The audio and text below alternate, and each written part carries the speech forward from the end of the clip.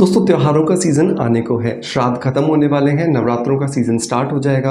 नवरात्रों के खत्म होने के बाद करवा चौथ, करवा चौथ के बाद दिवाली और दिवाली के बाद फिर से शादियों का सीज़न। मतलब अब लगभग 14 दिसंबर तक लगातार हमारे घर में, हमारे परिवार में कोई ना कोई शुभ कार्य चलता रहेगा। या तो हम कहीं पर जाएंगे या फिर कोई ना कोई हमारे घर में आता रहेगा।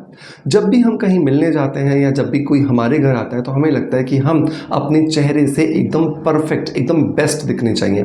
और इसी बेस्ट दिखने के लिए हम बहुत सारे प्रयास करते हैं, लेकिन बहुत बार हम ये प्रयास करते करते बहुत सारे केमिकल्स जो होते हैं वो अपने चेहरे पर लगा लेते हैं। इन केमिकल्स की वजह से हमें रिजल्ट्स तो मिलते हैं, लेकिन वो रिजल्ट्स टेम्परेरी होते हैं और रिजल्ट्स के साथ साथ हमें बहुत सारे नुकसानों का भी सामना करना पड़ता है। और उसमें से एक जो नुकसान मिलता है वो है ब्लीच से। ब्लीच बहुत सारे लोग शॉर्ट टर्म तरीके से इस्तेमाल करते हैं, उन्हें लगता है इससे स्किन गोरी हो जाएगी, बहुत अच्छी हो जाएगी, लेकिन लॉन्ग टर्म में ब्लीच आपकी स्किन को जला देती है, आपकी स्किन की एजिंग प्रोसेस को बढ़ा देती है। सो आज के इस वीडियो के अंदर मैं बात करने वाला हूं एक घरेलू नुस्खे के बारे में, जिस नुस्खे से आप अपने घर में इस फेस्टिवल सीजन के लिए अपनी स्किन को तैयार कर सकते हैं एंड बहुत अच्छे रिजल्ट जो है वो आपको मिलने वाले हैं। सो देर नहीं करते हैं दोस्तों, चलिए शुरू करते हैं आज के वीडियो को। हेलो एवरीवन, दोस्तों मैं हूं डॉक्टर मनोज। मैं एक अरोमा थेरेपिस्ट हूं और एक नेचुरोथेरेपिस्ट हूं।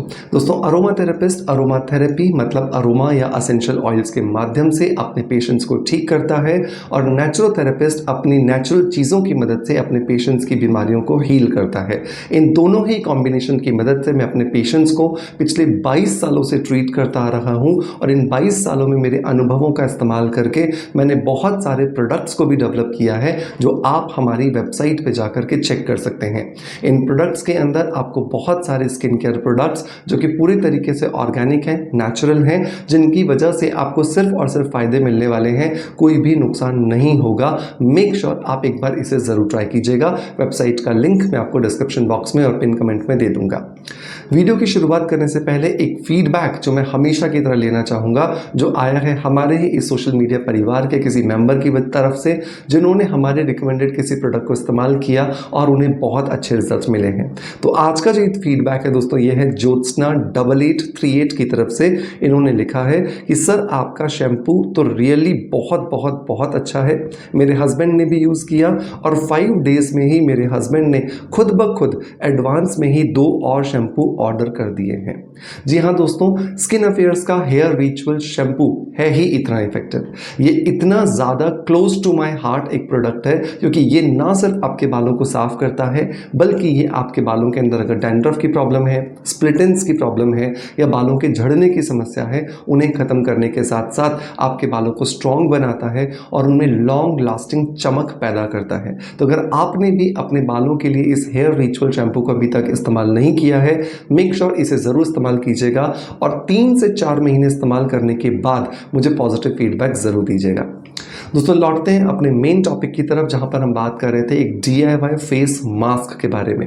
इस फेस मास्क को बनाने के लिए सबसे पहला और सबसे बेसिक इंग्रेडिएंट जो दोस्तों हमें चाहिए, जो बहुत बहुत बहुत ज़्यादा इंपॉर्टेंट है, जिसे स्किप नहीं करना है, और ये है काली मिर्च का पाउडर।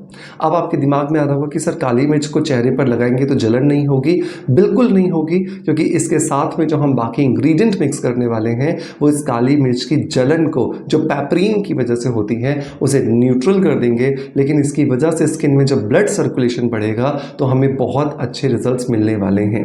तो 1/4 चम्मच हम काली मिर्च का पाउडर यहाँ पर लेने वाले हैं। आपको साबुत डेफिनेटली नहीं इस्तेमाल करनी, वो फेस पर फैलेगी नहीं, ठीक है। तो हमेशा ध्यान रखिए कि आपको यहाँ पर काली मिर्च का पाउडर लेना है। आप हमेशा घर में काली मिर्च को ग्राइंड कीजिए या कूटिए, बाहर से बना बनाया पाउडर मत लीजिए। न जाने उसमें कौन कौन सी दूसरी चीज़ें मिली होती हैं, जिनकी वजह से कॉस्ट तो कम हो जाती है लेकिन रिजल्ट्स भी खत्म हो जाते हैं। दूसरा इंग्रेडिएंट जो दोस्तों इसके अंदर हमें ऐड करना है वो है शहद।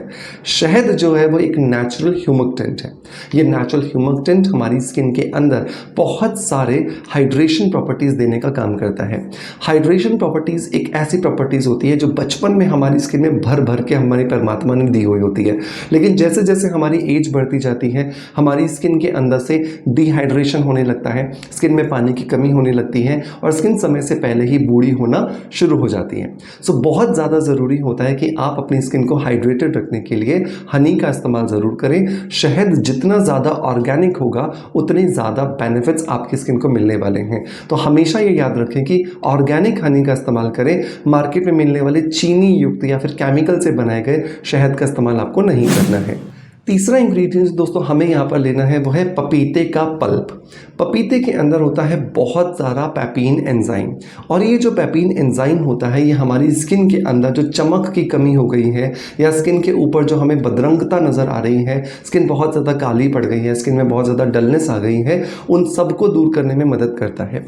आपने बहुत सारे कॉस्मेटिक्स देखे होंगे जो क्लेम करते हैं कि उनके अंदर पपाया एक्सट्रैक्ट डाला गया है, क्योंकि साइंटिफिकली भी पपाया एक्सट्रैक्ट पर बहुत सारे रिसर्चेस हो चुके हैं और ये पाया गया है कि ये ना सिर्फ हमारी स्किन को चमक देता है बल्कि स्किन में फेयरनेस लाता है और स्किन को एंटी पिगमेंटेशन प्रॉपर्टीज देने में भी हमारी मदद करता है। सो यहाँ पर लगभग हमें 2 चम्मच पपीते का पल्प लेना है। तो इसको बनाने के लिए आप एक बड़ा पपीते का टुकड़ा ले लीजिए, छिलका हटा दीजिए, बीज हटा दीजिए और छोटे छोटे टुकड़े करके इसे ग्राइंडर की मदद से या तो ग्राइंड कर लीजिए या फिर मैशर की मदद से मैश करके इसका पल्प आप तैयार कर लीजिए एंड आप देखेंगे आपको बहुत अच्छे रिजल्ट्स मिलने वाले हैं। नंबर 4 जो इंग्रेडिएंट दोस्तों इसके अंदर हमें ऐड करना है वो है हिबिस्कस फ्लावर पाउडर, मतलब कि गुड़हल के फूलों का पाउडर। गुड़हल के फूल जो हैं वो नेचुरली बहुत सारे एंजाइम से रिच होते हैं। जितने ज़्यादा एंजाइम्स आप अपनी स्किन पर लगाओगे उतने ज़्यादा बेहतरीन रिजल्ट्स जो हैं वो आपको मिलने वाले हैं। सो बहुत ज़्यादा ज़रूरी है कि आप अपनी स्किन को रिजुविनेट करने के लिए गुड़हल के फूलों के पाउडर को इस फेस पैक में ज़रूर डालें, उसे स्किप आपको नहीं करना है। 1 चम्मच हम यहाँ पे गुड़हल के फूलों का जो पाउडर है वो ऐड करने वाले हैं। नंबर 5 और नंबर लास्ट जो चीज़ है जो बहुत ज़्यादा इंपॉर्टेंट है वो है 1/4 चम्मच नमक। नमक जो है ना दोस्तों वो है कॉम्बिनेशन सोडियम और क्लोरीन का। केमिस्ट्री की भाषा के हिसाब से देखें तो नमक को कहा जाता है सोडियम क्लोराइड, और ये सोडियम क्लोराइड के अंदर जो सोडियम होता है वो हमारी स्किन के डेड सेल्स को हटाता है और जो क्लोरीन होता है वो स्किन के पोर्स को अंदर तक जाकर के गहराई तक साफ करता है। तो आधा चम्मच या 1/4 चम्मच आप नमक जरूर डालें।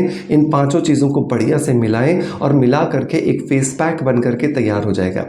सबसे पहले अपने चेहरे को एक अच्छे फेस वॉश से वॉश कीजिए ताकि आपकी स्किन के ऊपर किसी भी तरीके का जो पीएच का जो डिस्टर्बेंस हो जाता है, जिसको कि पोटेंशियल ऑफ हाइड्रोजन कहा जाता है, वो ना हो।